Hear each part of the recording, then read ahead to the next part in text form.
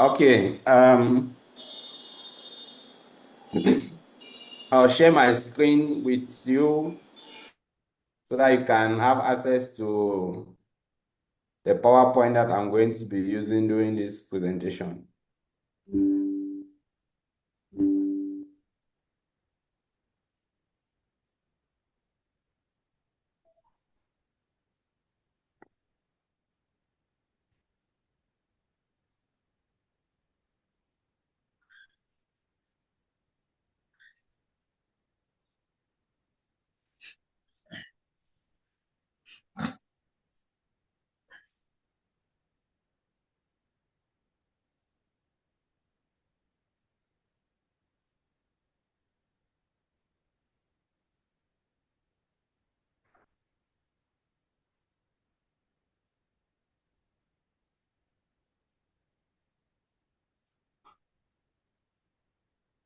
All right.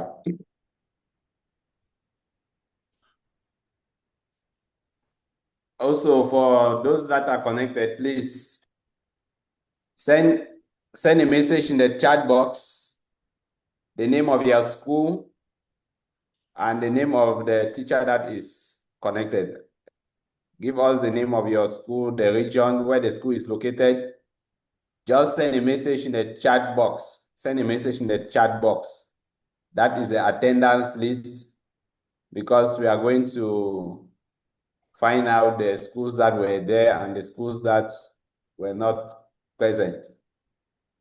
So if you are representing a particular school, tell us the name of the school, the region where the school is located, the name of the person that is connected, and the capacity of the person, that is the function, your function in that school. Are you a computer teacher? Are you the principal? Are you a focal point for distance learning? Just let us know in the comment section. Thank you very much. All right.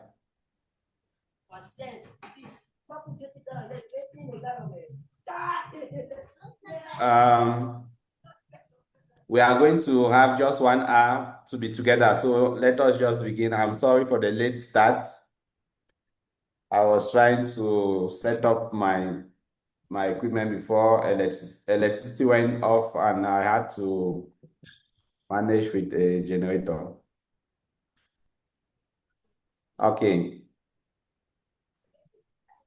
So we did the first part of this training while you came to Yaoundé to collect the digital board. So it's necessary that we continue with the second part of the training at distance. Now, as you can see on the slide, we are trying to go through,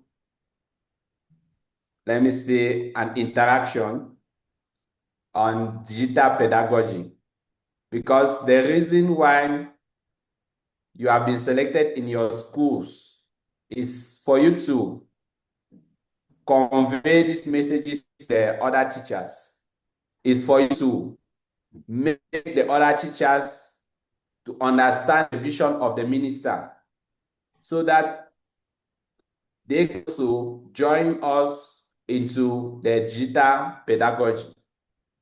It is not only knowing how to use that board, it is to understand why are we doing it? Why are we doing digital pedagogy? Why is the government interested in it? And why are we spending so much money to see that we transform our teaching approach to the digital pedagogy? So we are going to begin right away to understand the elementary motivations why we are doing this digital pedagogy. My name is Sona Eric, and I am a support staff at the Distance Learning Center. I am a computer science teacher too, but I stopped teaching some few years ago to assist at the Distance Learning Center as a support staff. So some of the realities that we have in the classroom, I am aware of them because I've also taught for about 5 years before, working at the service of the distance learning center. So I know all those things, and I know all those arguments that people bring across the table. So let us get into the objective of this session. So I intend to help you to understand that there is a shift from our traditional way of teaching to digital pedagogy. So at the end of this session, we are going to understand that there is a need for us to shift from our traditional way of teaching to the digital pedagogy. And we are going to identify some key competencies that is going to be necessary for a teacher that wants to do digital pedagogy. What are these key competencies that you're supposed to have? We already have some, but there are some that we need to develop. So we are going to see some of these things. And now, like I said earlier, you are the intermediate to the teachers in your school, meaning that the ministry is expecting that all of you should organize at least two seminars in your schools, in your different schools, and train those teachers on this same concept, the digital pedagogy, and train them so that they can also use those boards. Those boards are not meant for the computer centers, the computer class, the multimedia centers.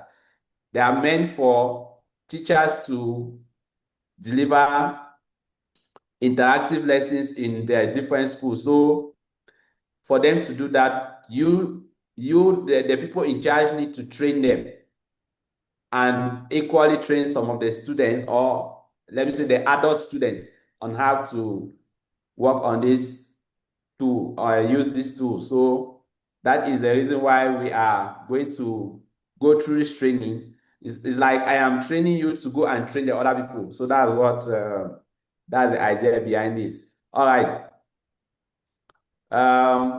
So we are going to identify some key competencies.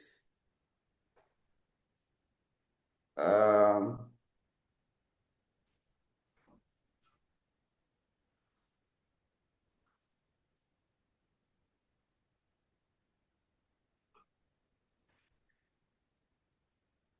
me see.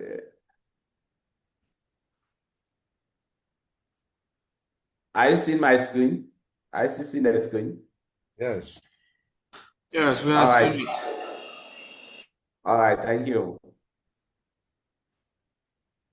So we are going to discuss also how you can gain confidence in the use of some digital tools, and then we are going to take an engagement to gradually change our teaching practice from the traditional method to the digital pedagogy. So we are going to maybe make a decision that, okay, from next academic year or the next term, we are going to be incorporating about 20% of ICT tools in our lessons, for example, because we are not expecting that everything should change overnight. We know that it's a gradual process. So we want all the teachers to get into it gradually. Okay. It is not as if the traditional way of teaching was totally bad. It was not totally bad. Of course, the traditional method of teaching had some values. We have used this from ages, and we have been able to train people that are in powerful positions today in the society. Through the traditional method, we have trained doctors, we have trained engineers, we have trained journalists, we have trained even teachers, but there is something more that we need to do because the learning environment has changed. Even the students have changed. Our students of today are no longer the students that we used to have in those days. Things have changed. Even the society itself has changed. So if there are these changes in the environment, the students, and the society, therefore mean that there is a motivation for us to change our way of teaching. True or false? True. We know that the environment have changed, the society have changed, society is dynamic. So there is that necessity for us to change our method of teaching. And you can see that if you observe the learners today, if you check around, even in your classes or in the environment, you see that the students today are more attracted to visual and interactive way of learning. Those long explanation of text, reading textbooks is not really their thing. They are so much interested in visual and interactive way of learning. And you can notice also that the students learn very fast, but they can easily lose focus, especially if the lesson is no longer interesting. Some of them sleep in class, some of them prefer copying the notes without coming to class. And we also notice that with our learners, they are more focused or they are more engaged in using gadgets, phones, videos, images, and they are so versed into those things. Therefore, if we see that the learners have changed, we need to change our teaching method to go in line towards what they are used to or what they are towards their reality, what is convenient for them. So this is where we bring digitalization inside our teaching processes. Now, somebody may ask, why are we talking about a shift? Why are we shifting? If the traditional method of teaching was good, why are we shifting? Well, like I said earlier, we are shifting because the learners have changed, the society is changing. So if you don't change to this digital pedagogy, you discover that your students will no longer be focused in class. They are disengaged. They are not in the lesson is not interesting. Most of them they just feel that the thing is boring. Some of them are even in class because there are discipline masters outside driving them to go back to class. If those discipline masters were not there, I bet you that most of those students will be outside. They'll not even be in class. Why? Because they are not, they don't find it interesting to be in class. The traditional method of teaching did not actually guarantee serious understanding of concept because we will be explaining things that are far to the reach of the students. We explain concepts using diagrams that are not the reality. For example, I saw the diagram of the human skin, the eye. Those diagrams are really different from the reality, but that is what they are telling us, that it is the skin, it's the eye. Now, with this traditional method of teaching, most at times the students memorize concept and we think that they are learning. They are not learning, they are just memorizing or they are just doing cram work. And at the end of the day, they return this memorized concept in their question papers, and we at times we just validate them that they have succeeded. But the real learning is not supposed to be memorization or groundwork. Real learning is supposed to bring a change in the behavior of those students, or they are supposed to have some competencies after they have learned something. Now, the digital pedagogy is promising us that if we apply it correctly, we are going to capture the students' attention. We are going to improve the understanding of students, and we are going to teach more effectively. Teaching is going to be very easy and efficient if we use digital pedagogy. Now, before we continue, we will need to understand what actually is digital pedagogy. As you can imagine, when we say digital and pedagogy, we bring those two terms together. It simply means that we are using digital tools and digital methods to make learning interactive, to make learning to be visualized, to make learning to be learner-centered.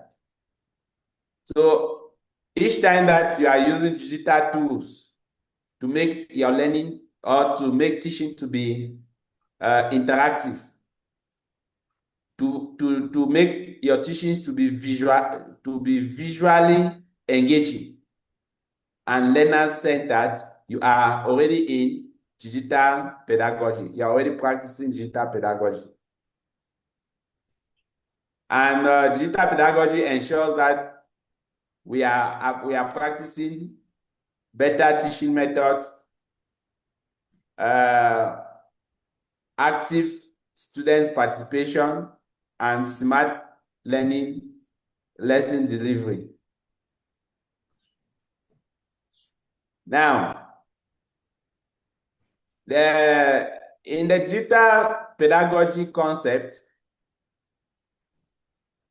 we are not asking ourselves, how am I going to explain this topic to the students? Before you go to class, you are not going to ask yourself, how am I going to explain this topic to the student? No.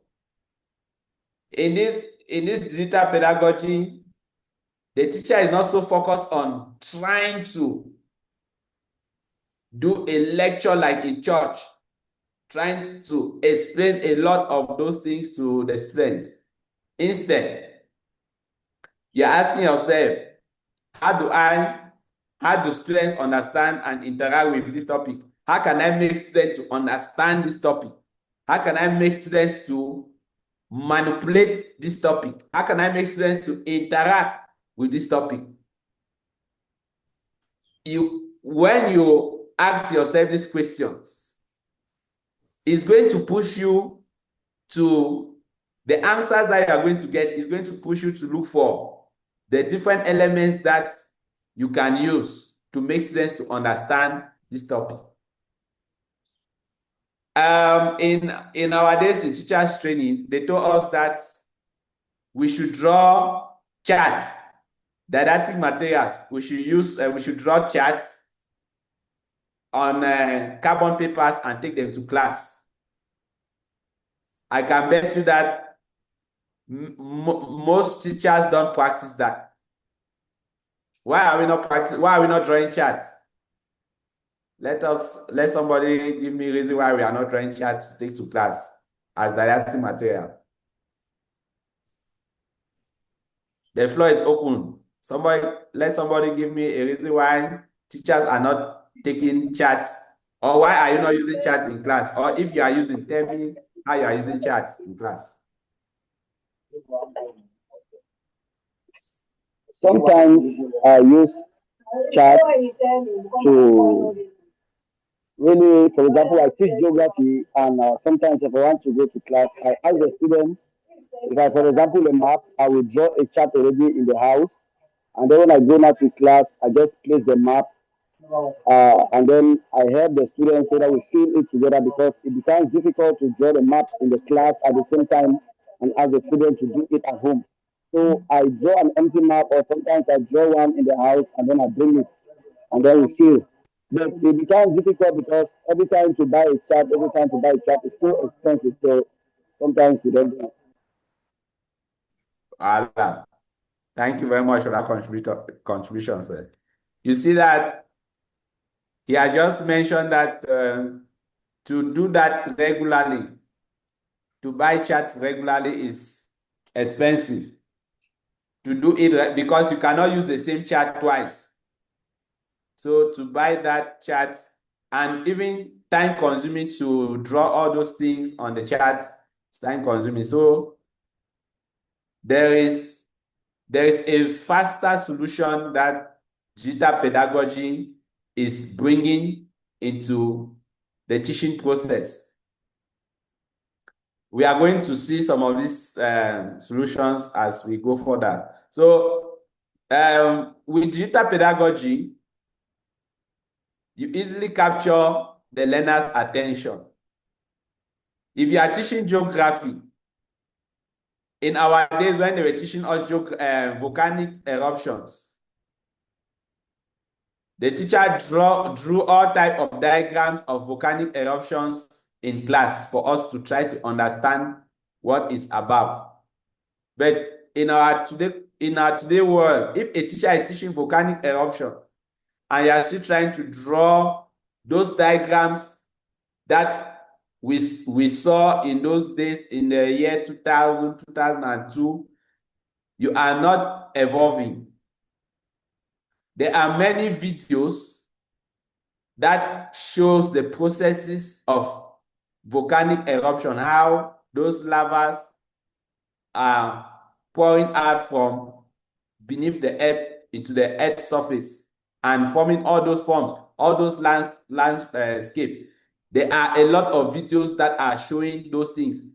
Will it not be nice for you to take this video to class and show to your students?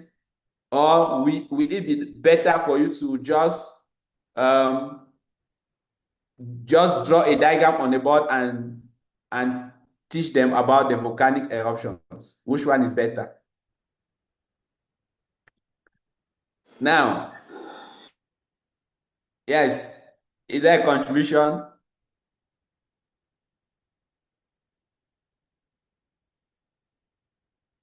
All right.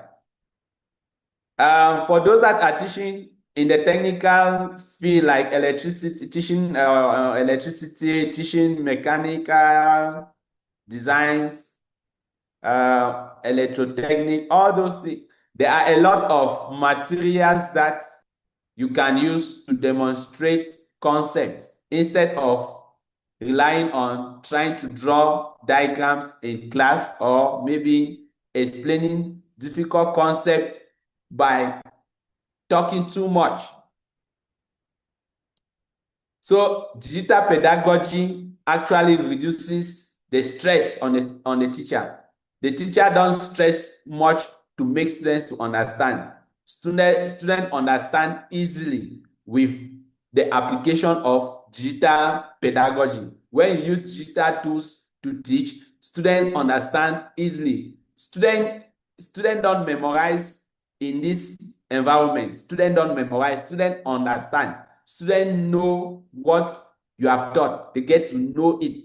They don't just retain what you said, because actually they can see what you are saying.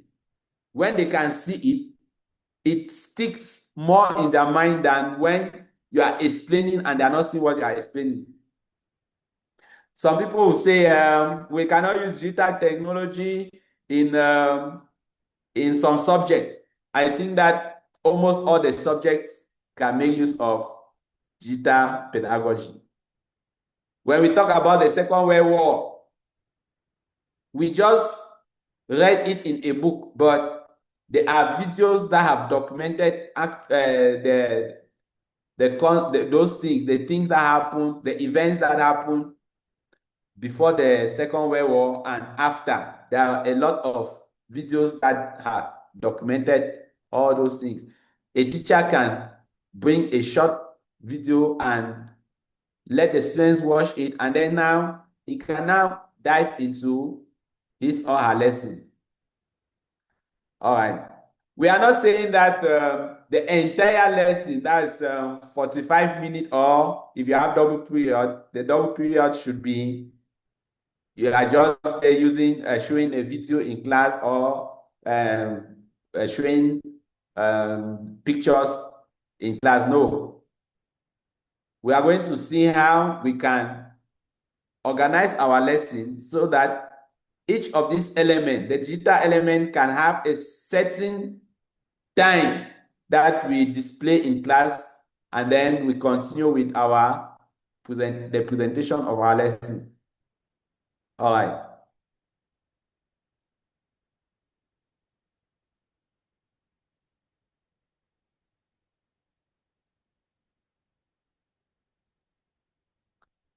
Okay.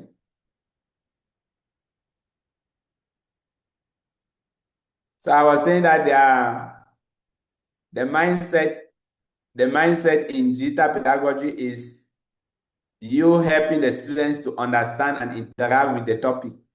So it's no longer a teacher-centered way of teaching. It is actually learners-centered.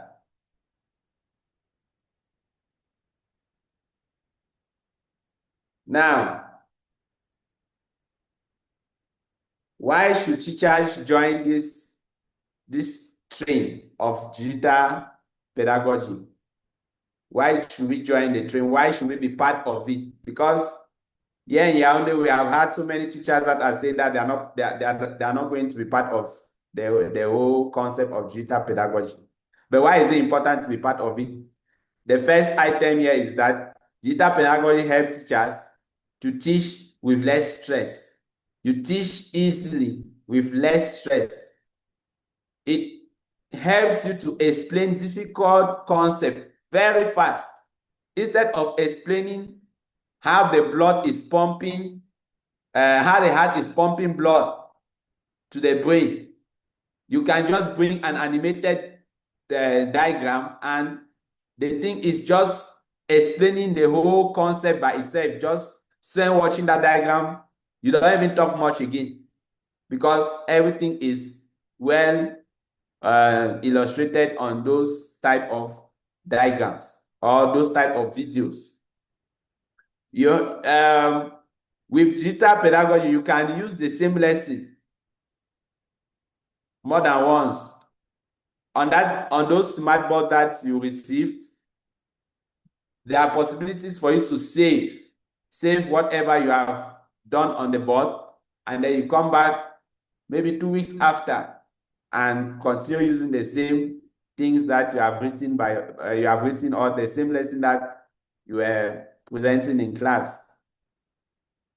And if you have read through the PDF documents that I sent yesterday, you see that there are a lot of tools.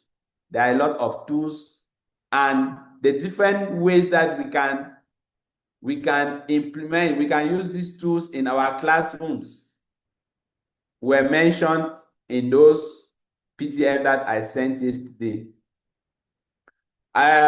It's important that you explore those documents. For those that have not read it, explore the document, read it, and then see how you can practice some of the tools that have been mentioned on the document.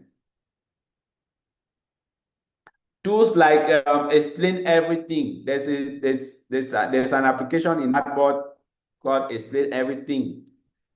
There are a lot of videos on YouTube on how to use Explain Everything. If you just go to YouTube and type Explain Everything tutorial, you are going to see a lot of videos on how to use it. So you can get a video, practice it, and then you'll be able now to train your colleagues more efficiently without feeling as if you yourself you have not mastered it. It's easy for you to master it, just maybe 1 or 2 days practice. All right. So in this digital pedagogy, the reason is that when you use digital pedagogy, you teach with less stress, you explain difficult concepts very fast. How many, who can tell us, if I want us to be honest, tell us if you have had difficulty trying to explain a particular concept. You explain it for a long period of time, the students are not still understanding. And you yourself, you are explaining it, but you are not really confident in what you are saying. How many of you have had that type of experience?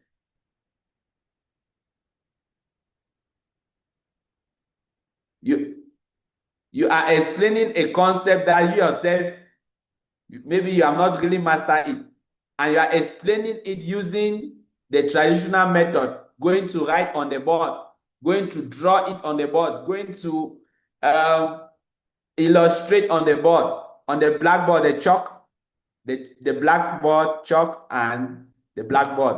How many of us have had that difficulty trying to explain something, but it is not going? Students are still not understanding. The solution to those type of challenges is digital pedagogy. Just try to look for a way to represent that concept visually, and you see that. I have had that experience. I had the experience. One lesson I was teaching in upper six, and I was supposed to explain one graph. They call it a page. Yes. Voilà. Thank you very much, Mr. Agbo Ashun. Thank you very much. So we have all had those experiences. It was difficult to go to class. It was difficult to go to another person. We have all had those experiences, and many more teachers are having such difficulties, but they are just dealing with it like that. Some of them just avoid teaching that topic the next year. When the next year is coming, they look for a way to avoid that topic. So with digital tools, I think that we can handle those topics easily and with less stress, and students will understand them better. Now, when we are talking about digital pedagogy, there are some competencies that we must have. Of course, this is where you see some people being reluctant about it, because many people feel like it is a very challenging. It's a very challenging method that they are going to have. So in digital pedagogy, there are two competencies that we must have. First of all, we already have the first one, the pedagogic.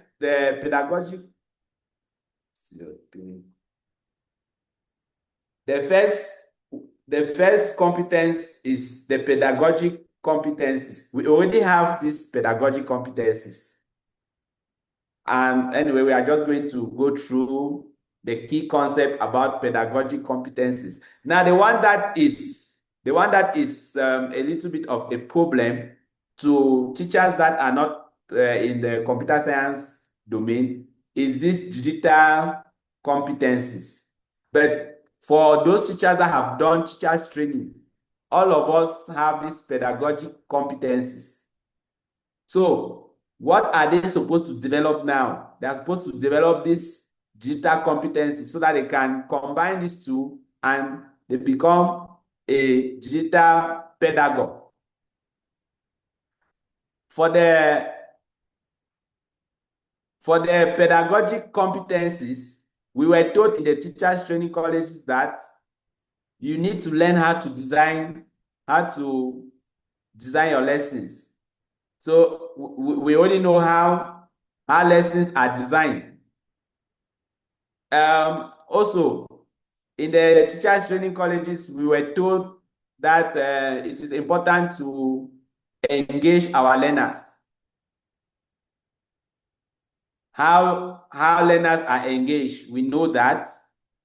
We know how we can become facilitators in the classroom, how we can facilitate learning in our classroom.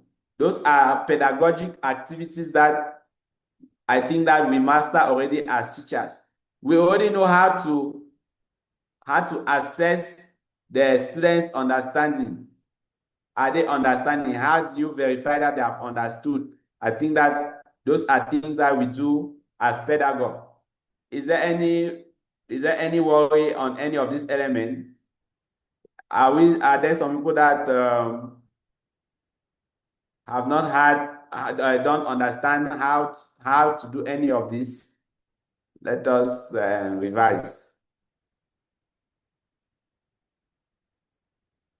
All right.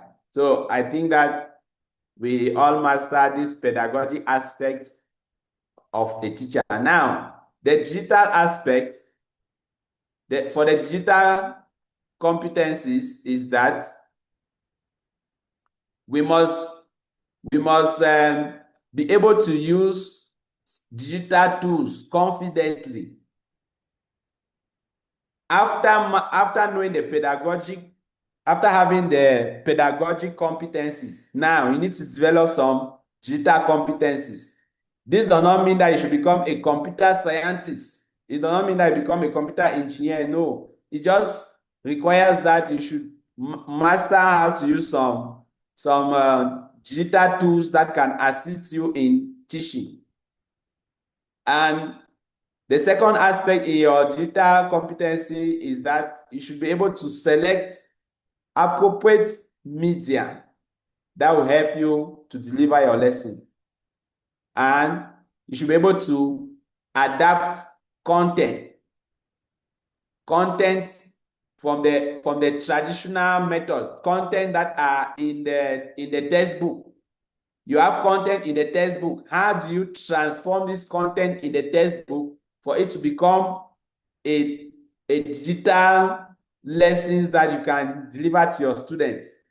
And then the last competency that I think that everybody can have is the ability to accept that you want to continue learning, because learning, they say, does not end. So you must engage in the continuous learning philosophy. You must engage in continuous learning because learning doesn't end. Now, let us look into each of these elements. What do we have in each of these elements, or what are we supposed to know under these tools, the media, adapting content, and continuous learning? The first element is that for the basic tools, we are talking about the competencies that we must have if we want to practice digital pedagogy. So the first is that the teacher should be able to write, erase on the smart board. So any teacher that wants to apply digital pedagogy should be able to at least write and erase on the smart board. And you are going to ensure that all those teachers can do that. You are going to train those teachers in your schools so that they can have these basic competencies in digital pedagogy. They should be able to change colors and align on those smart boards. They should be able to change colors, align. They should be able to open images and documents. Those are the easy things that they should be able to know. Now, the second competency in digital pedagogy is, or the digital competency number 2 that the teacher should know is how to use multimedia gadget, how to use multimedia. Multimedia elements like images, short videos, audio explanation, graphics. They should be able to know how to use this element. They should, if they want to go above just knowing it, they should be able to create this element. They should be able to create this multimedia element. But if they cannot create it, they should even be able to know how to search it and use it where in the context where they can use it. Because if we say go and create it, It's true that not everybody may have the competencies to create it, but there are a lot of this multimedia content that have been created already. So we can just, instead, we can learn the skills on how to search for this material and use them. I'm going to give you some websites where you can have these resources. All right. Okay, the next is the next one is content adaptation. You have notes in your maybe in your book, in your notebook, in your textbook.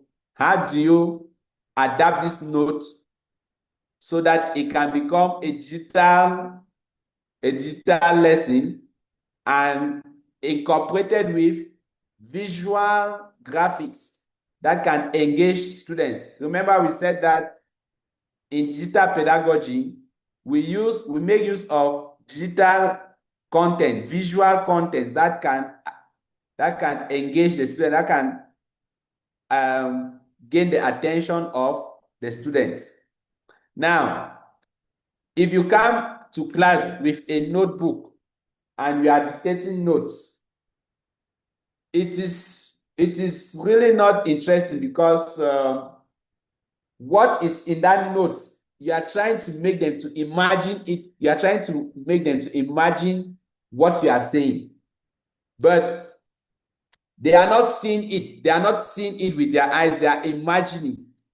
But if you come with something that their eyes can see, as their eyes see it, their eyes work now with their imaginations, and at that time they learn deeper than just listening.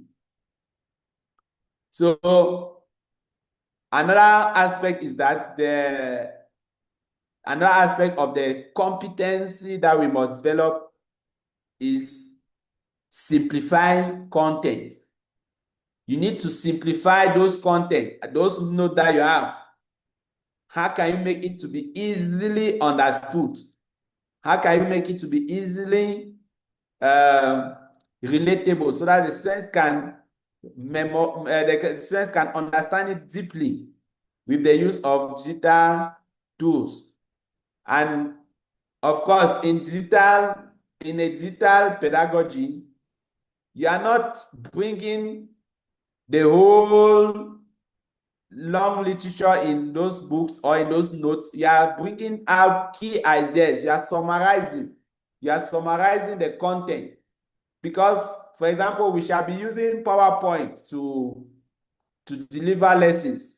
PowerPoint is not like Microsoft Office Word that you type paragraph upon paragraph inside. No, you summarize.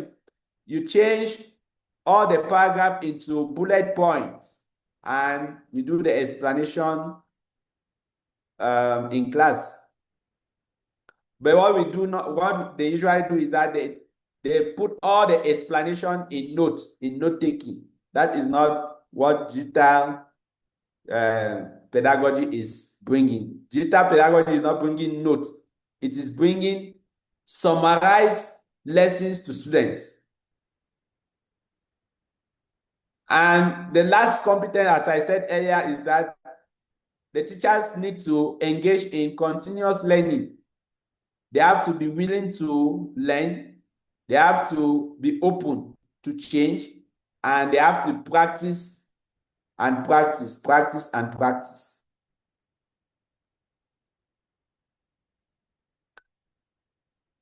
How many people have, how many of us, let me ask a question. When we give assignments to students, how many teachers here connected usually come back and correct those assignments that they have given? They take their time and correct those assignments. Let me hear from you. How many of you give assignment and you correct the assignment of all the students?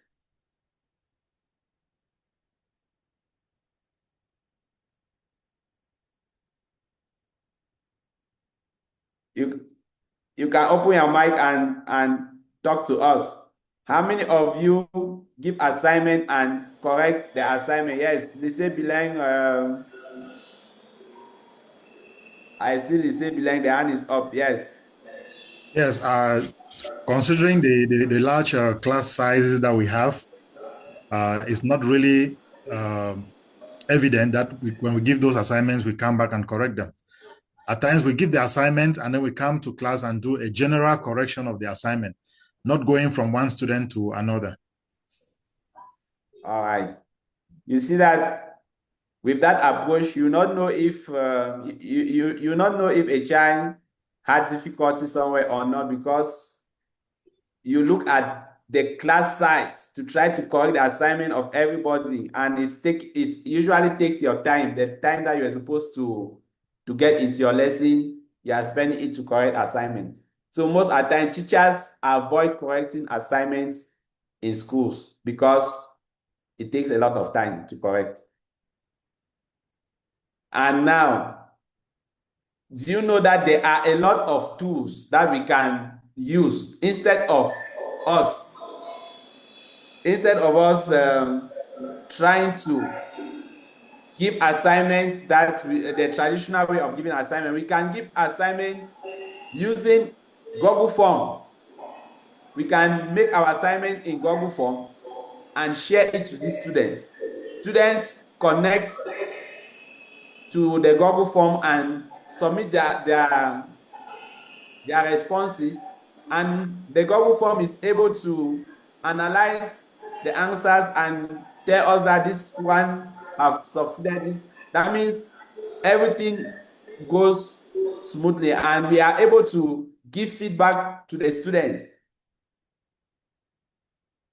Now, the argument usually comes at not all the students have gadgets, not all the students have phones, not all the students have this, but I think that majority of those students are having access. Even if they are not having it as their personal device, they can borrow their mother's phone or their father's phone to do an assignment for 10 minutes and hand back the phone to their parents, for example.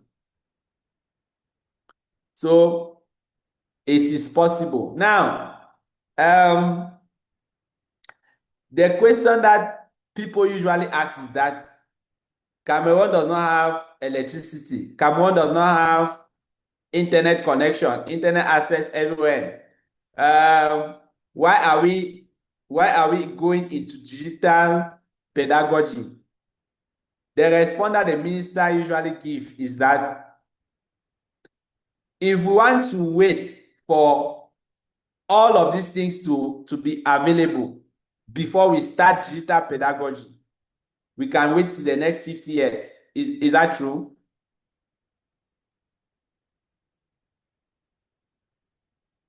If we want to wait that everything that we need for digitalization to happen is going to take us a longer time of waiting. So her philosophy is that with the little that we have, with the little energy that we have, with the little internet connection that we have, we should launch into it. As Cameroon is developing, is evolving, the other people that did not have access to digitalization, they'll be joining gradually. Everybody cannot get into it at the same time. Even before digitalization, schools that were in the urban center, urban areas, had more privileges than schools that were in the rural areas, for example. So that gap did not begin today. That gap has always been there. Not everybody will be at the same level at the same time. For those that have the privileges to be at that level, they should go ahead and be at that level. For those that have not yet had the privileges, we are still hoping that those rural areas will have electricity someday, They will have internet connection someday, and they are going to join the concept of digital pedagogy. So let us not over-focus ourselves on the challenges in the field, how it is difficult to do it. But let us see the ways that we can overcome these challenges. The ways that we can overcome these challenges. For example, we talk about internet connection. Yeah, there's internet problem, but now a technology called Starlink has come, where even a remote, no matter how far away that village is, once it has access to the sky, it can have internet connection with the technology of Starlink. The only challenge may be to buy it. Maybe it's expensive to buy, but after let me say, those who have the willingness to do it, if they buy it, they'll solve the problem of no internet connection. All right. Let us move to other aspects. So, in conclusion, we are saying that the traditional teaching was just a way that we were delivering content to the students. We're just giving notes, giving lectures to the students. But in the digital pedagogy, we want the students to interact. We want the students to participate in the learning. We can put a video and ask them, what do you think about this? What is happening here? We can put an image and ask them to interpret. Those are some of the aspects in digital pedagogy. Now, in digital pedagogy, technology is just a tool. The teacher remains the central masterpiece in the classroom, but use technology as a tool so that you can help students to understand better. In the world today, technology has made things to be very easy. In fact, teaching today with technology has made teaching to be very easy. Very easy.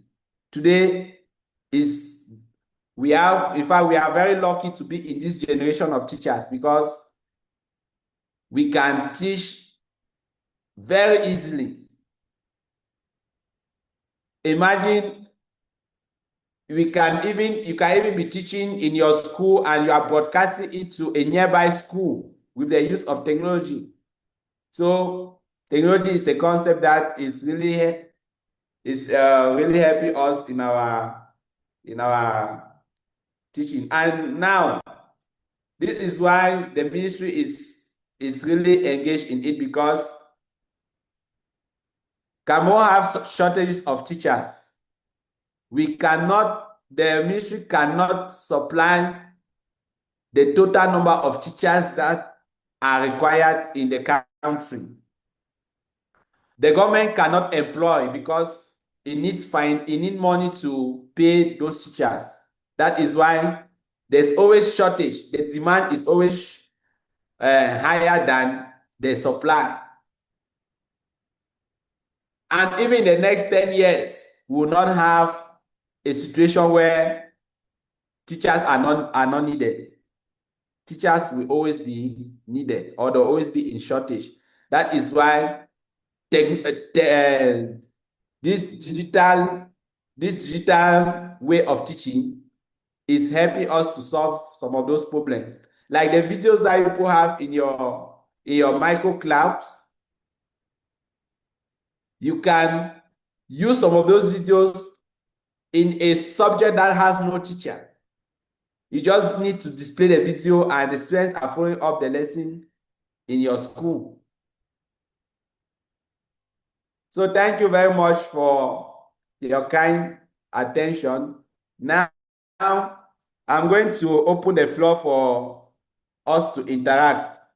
If you have any question on what we have presented, if you have question on the use of the digital board that people collected, if you have question on the use on the micro cloud, the floor is open for you to ask your questions so that we can see if we can have an exchange. Thank you very much.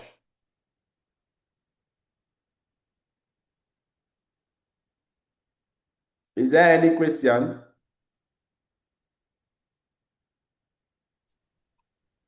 Yes, there is a question.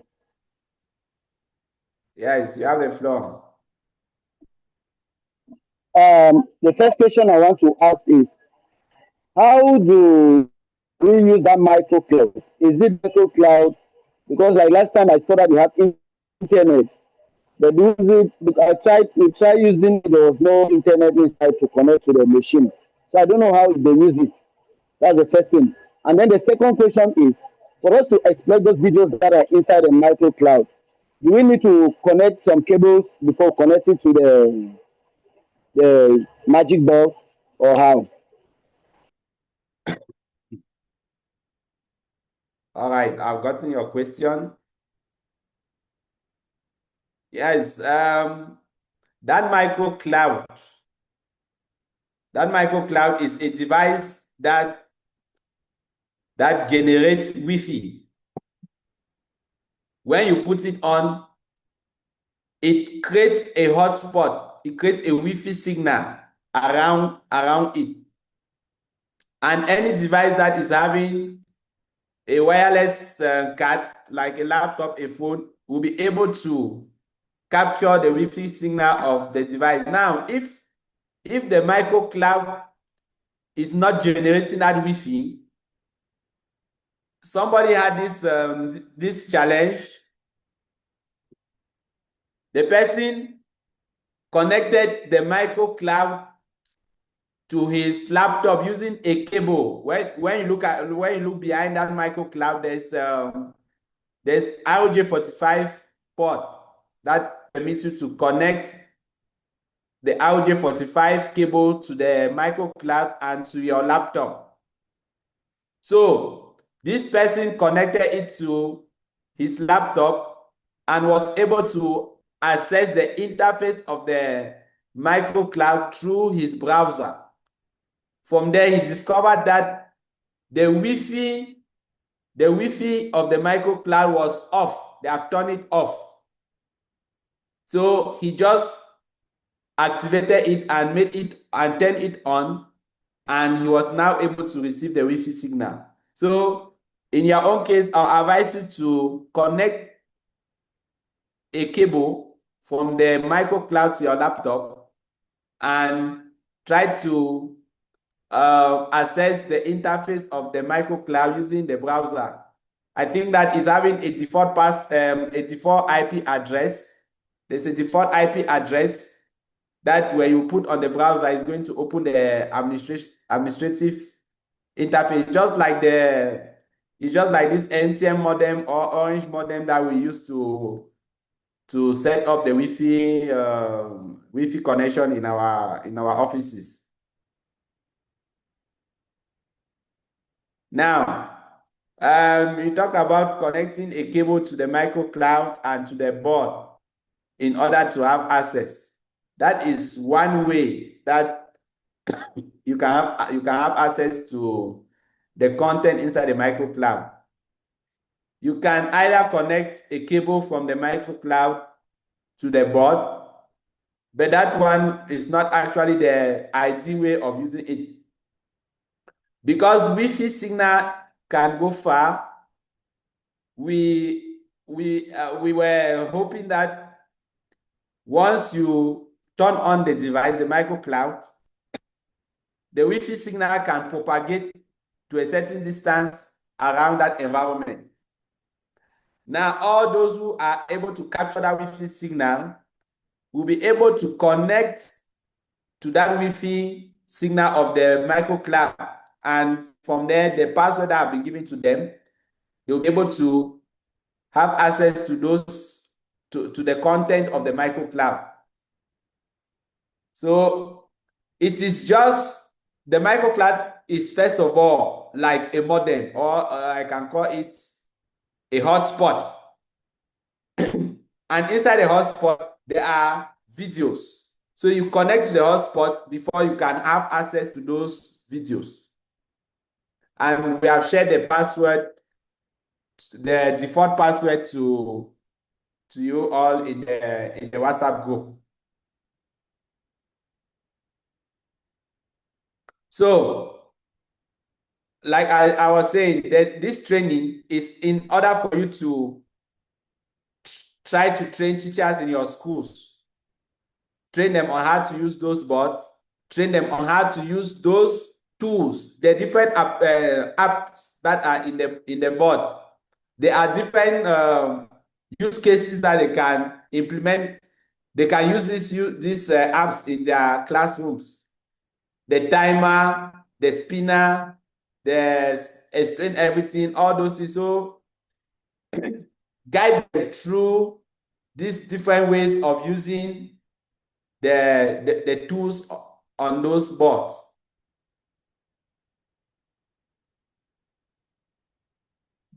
And as I was saying, you are supposed to convince them to get to love this digital pedagogy and apply it in their work as teachers. Because right now they may be thinking that it is only meant for computer science teachers. No, it's for everybody. Even teachers that are teaching English language should be encouraged to use this gadget. Those things are not for the computer science teachers. They are not for the computer science lab. They are for the schools, for the school to use it. If they put it in the computer science lab, maybe it's because that is the place where it can be protected. It is secure, that will not steal it. But it does not mean that it is for the computer science people. Are we understanding? Voilà. Now, how many of you have installed the board already? Those that are connected, how many people have already installed those boards in their schools? If you have already connected the board in your school, just wave, just raise your hand and wave. Yes. Yes. Lycée Bilingue, the new bell. You have not yet connected the board to your school? Not yet. We are going to do it these holidays. The first All one. right. Please, those bots are not there, are not meant. Yes, Mr. Agbo Ashu, yes, thank you very much. Lycée Bilingue of Koteng, Lycée Bilingue of Sodiko, Lycée Bilingue of Mfu, Lycée Bilingue of Efok, or Lycée Efok. Have you connected those? Have you installed those bots in your schools?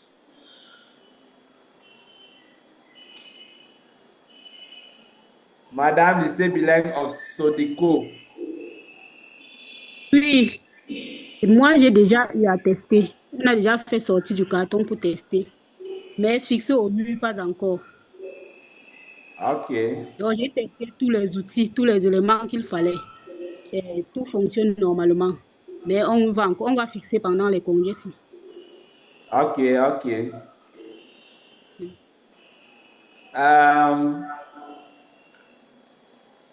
We should try to put pressure on our principals to provide, whether it's money to install those boards, because the minister will not be happy that they have received the board and the board is still not yet installed.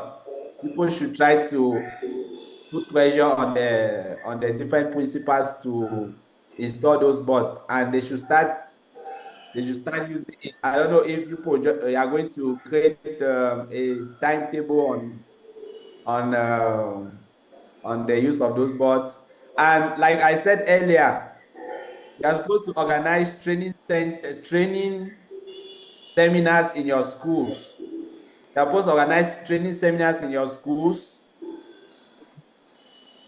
training teachers on the use of these bots and the different software that are in the board. You have to train them how to use those different softwares to deliver their lessons. So you can have as many training as is possible. Yes.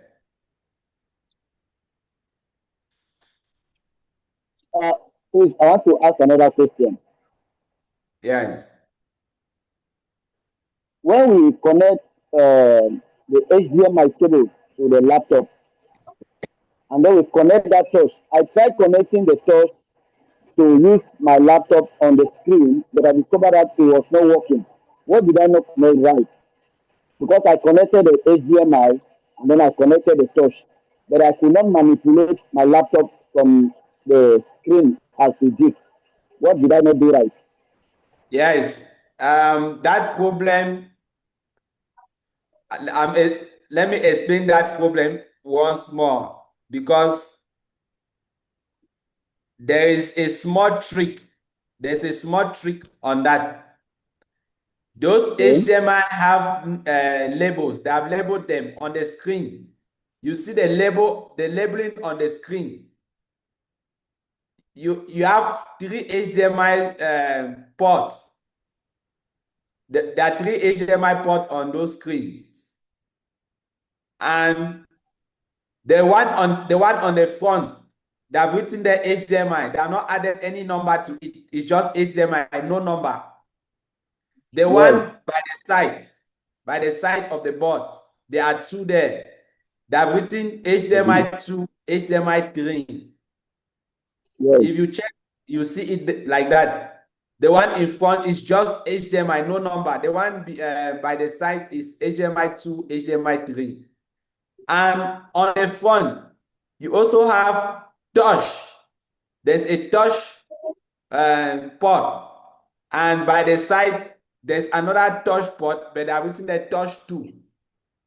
So there is touch in front. It is found in front beside the HDMI that is in front. And by the side, there is touch. And beside that touch, I've written touch 2. So I've written touch 2. And in front, you have touch.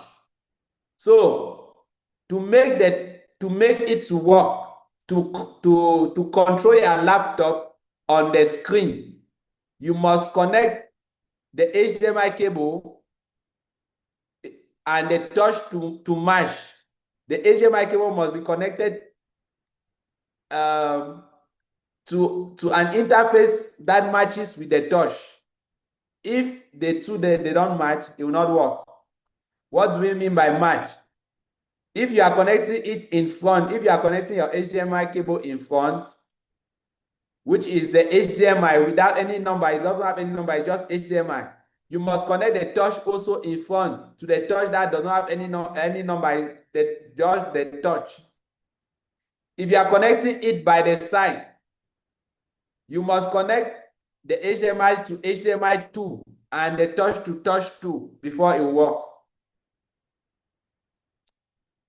HDMI to touch 2. HDMI no number, touch no number. Are we together? Yes, I understood you now. Understood. So if you But I'm thinking that that's what I did.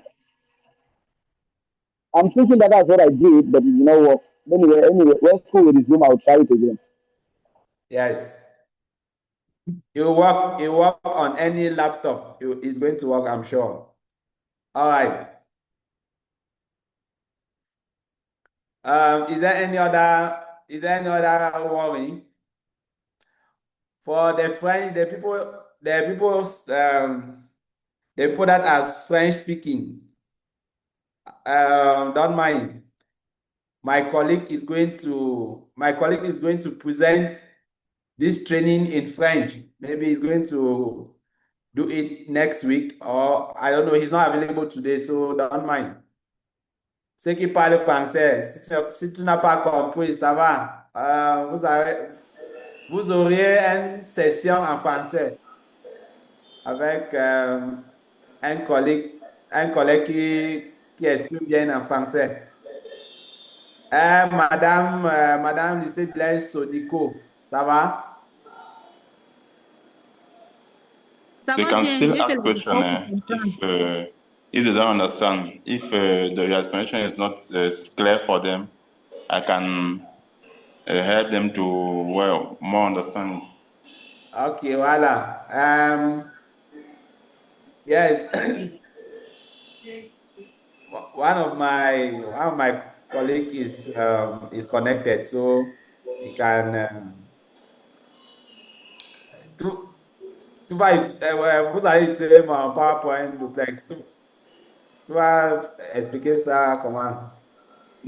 No, I'm not going to do back all what you did. But if there are some things in what you did that they did not understand well, they can ask, and then I will give more explanation on it. It's All not like I right, will do back the presentation that you have already done. Okay, for those that pour ceux qui ne comprennent pas bien anglais, il y a un de mes collègues qui est connecté. Donc, il dit, si vous avez une préoccupation pendant la formation que vous n'avez pas bien compris, il peut expliquer ça en français, en langue française pour vous. Donc, s'il y avait quelque chose qu'on a dit que vous n'avez pas bien capté, il y a un moment pour vous de signaler. Merci.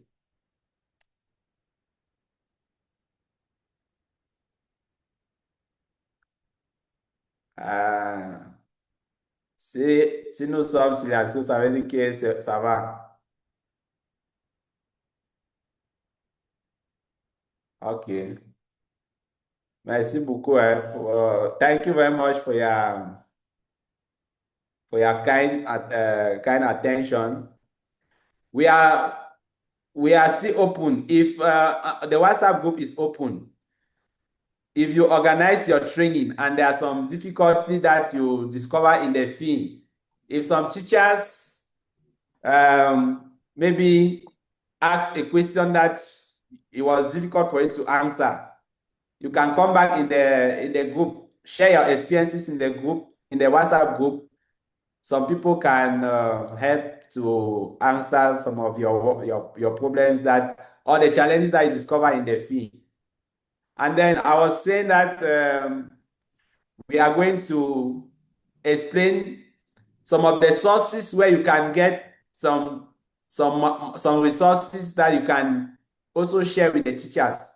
So I'm going to prepare a PDF document that is going to have some addresses of websites where you can look for materials that you can use in digital pedagogy, because it is difficult to create those material, but we can use what is already available.